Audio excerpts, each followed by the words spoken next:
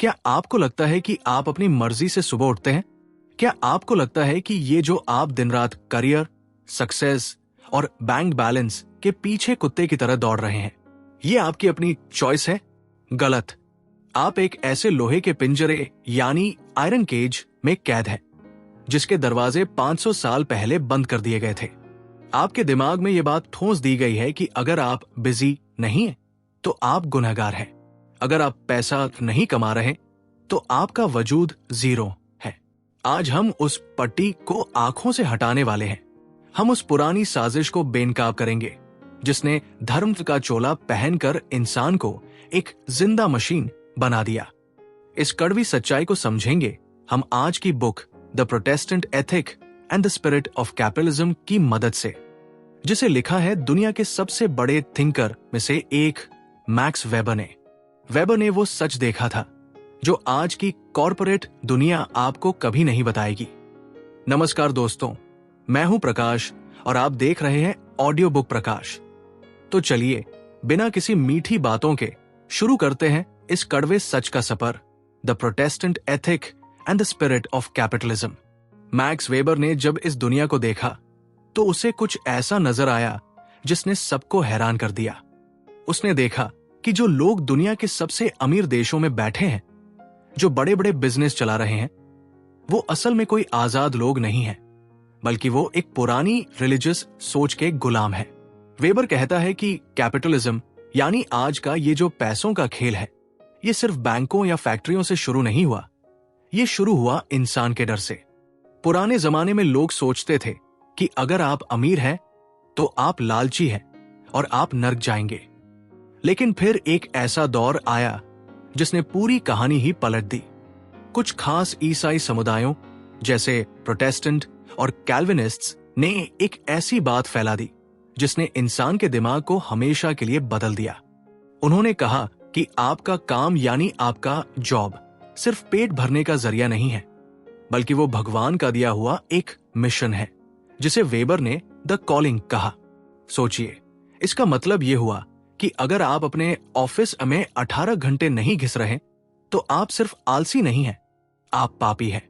इसी एक विचार ने इंसान की शांति छीन ली। अब इंसान चैन से नहीं बैठ सकता था, क्योंकि उसे लगने लगा कि अगर उसने प्रॉफिट नहीं कमाया तो भगवान उससे नाराज है। यहां से शुरू हुई वो दौर जिसे आज हम हसल कल्चर कहते हैं। वेबर एक बहुत ही कड़वी बात कहता है कि ये लोग पैसा ऐशो-आराम के लिए नहीं कमाते थे। वो एसेटिसिज्म यानी एक साधु की तरह सादगी से रहते थे, लेकिन कमाते पागलों की तरह थे। वो सारा पैसा वापस बिजनेस में लगा देते थे ताकि और पैसा बने। क्यों? ताकि उन्हें ये तसल्ली मिल सके कि वो चोजन वन है, यानी वो लोग जिन्हें भगवान ने स्वर्ग के लिए चुना है। ये कितनी डरावनी बात है कि एक इंसान सिर्फ अपने इनसिक्योरिटी और डर को मिटाने के लिए पूरी जिंदगी एक मशीन की तरह काम करने लगा। आज के इंडियन कॉन्टेक्स्ट में देखिए, हम भी तो यही कर रहे हैं। हम अपने बच्चों को बचपन से सक्सेस के उस आयरन केज में धकेल देते हैं, जहां हैप्पीनेस का मतलब सिर्फ एक बड़ा बैंक बैलेंस रह गया है। वेबर कहता है कि पहले धर्म ने हमें सिखाया कि काम ही पूजा है, लेकिन आज उस धर्म की जगह सिर्फ काम रह गया है। अब न भगवान है न रूह है, बस एक अंधी दौड़ है जिसमें हम सब भाग रहे हैं। हमने दुनिया का डिसएन्चांटमेंट कर दिया है, यानी हमने दुनिया से वो जादू, वो सुकून और वो खूबसूरती छीन ली है और उसे सिर्फ एक मार्केट बना दिया है, जहां हर चीज की एक कीमत है पर किसी की कोई कदर नहीं। वेबर का ये सच आज की कॉरपोरेट दुनिया का वो चेहरा है जिसे देखकर रूह कांप जाती है। हम सोचते हैं कि हम तरक्की कर रहे हैं, लेकिन वेबर के हिसाब से हम अपनी ही बनाई हुई रैशनैलिटी के कैदी बन चुके हैं, जहां से निकलने का कोई रास्ता नहीं है। वेबर कहता है कि इस पूरी गुलामी को एक नाम दिया गया, द स्पिरिट ऑफ कैपिटलिज्म, और इस रूह को सबसे अच्छे से फूंका बेंजामिन फ्रैंकलिन ने। फ्रैंकलिन की वो मशहूर बात याद है, टाइम इज मनी। आज हमें ये सुनने में बहुत कूल और प्रोडक्टिव लगता है, लेकिन वेबर कहता है कि ये दुनिया का सबसे बड़ा मानसिक जाल है। सोचिए, अगर समय पैसा है तो इसका मतलब है कि हर वो लम्हा जो आप अपने परिवार के साथ बिता रहे हैं, जो आप चैन की नींद सो रहे हैं या जो आप बस बैठकर आसमान देख रहे हैं, वो असल में आप गवा रहे हैं। आप चोरी कर रहे हैं। किससे? उस सिस्टम से जो आपको एक प्रोडक्ट समझता है। वेबर ने गौर किया कि पुराने जमाने में एक मजदूर को अगर ज्यादा पैसे दिए जाते थे तो वो कम काम करता था, क्योंकि उसे लगता था कि अब उसके पास जरूरत भर का पैसा आ गया है और उसे बाकी समय आराम करना चाहिए। लेकिन इस नई स्पिरिट ने इंसान के अंदर के उस संतोष को ही मार दिया। अब इंसान को ज्यादा पैसे देकर और ज्यादा काम कराया जाने लगा, क्योंकि उसके दिमाग में ये जहर भर दिया गया कि आराम करना गुनाह है। यहां से जन्म हुआ उस एथिक का जिसे वेबर रैशनैलिज्म कहता है। सब कुछ नापा तोला जाने लगा। आपकी काबिलियत, आपका प्यार, आपकी वफादारी, सब कुछ इस आधार पर तय होने लगा कि आप कितना एफिशिएंट हैं। वेबर कहता है कि हमने एक ऐसी दुनिया बना ली है जहां हम चीजों को तो बढ़ा रहे हैं लेकिन इंसानियत को छोटा करते जा रहे हैं। इसे वेबर ने द ब्यूरोक्रेटाइजेशन ऑफ द सोल कहा है। यानी आपकी आत्मा का भी अब एक दफ्तर बन चुका है। आप एक ऐसे स्पेशलिस्ट बन गए हैं जिसके पास दिमाग तो है पर दिल नहीं, जिसे मजा तो आता है पर रूह का पता नहीं। ये वो प्रोफेशनलिज्म है जिसने हमें एक दूसरे से काट दिया है। आज हम एक ही ऑफिस में बैठते हैं, एक ही घर में रहते हैं, लेकिन हम सब एक दूसरे के लिए सिर्फ रिसोर्सेज हैं। वेबर यहां एक और गहरा घाव दिखाता है। वो कहता है कि ये जो कैपिटलिज्म है, इसे अब किसी धर्म की जरूरत नहीं है। शुरुआत में तो धर्म ने इसे धक्का दिया था, लेकिन अब ये एक ऐसा इंजन बन चुका है जो बिना ड्राइवर के चल रहा है। आज आप किसी भगवान को माने या न माने, आपको इस आयरन केज में तो रहना ही होगा। अगर आप इस दौर से बाहर निकलना चाहें तो समाज आपको लूजर कहेगा, सिस्टम आपको कुचल देगा। आपकी आजादी सिर्फ एक वहम है।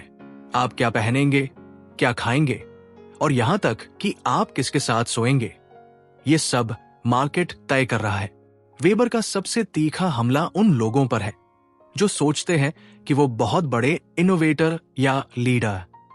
वेबर उन्हें सेंशुअलिस्ट्स विदाउट हार्ट कहता है, यानी ऐसे लोग जो बस अपनी इंद्रियों के मजे के पीछे भाग रहे हैं, जिनके पास कोई मकसद नहीं है, बस एक अंधी हवस है और ज्यादा पाने की। ये पार्ट 2 फीट हमें ये आईना दिखाता है कि हम जिस मॉडर्निटी पर गर्व करते हैं वो असल में हमारी रूह का कत्ल खाना है।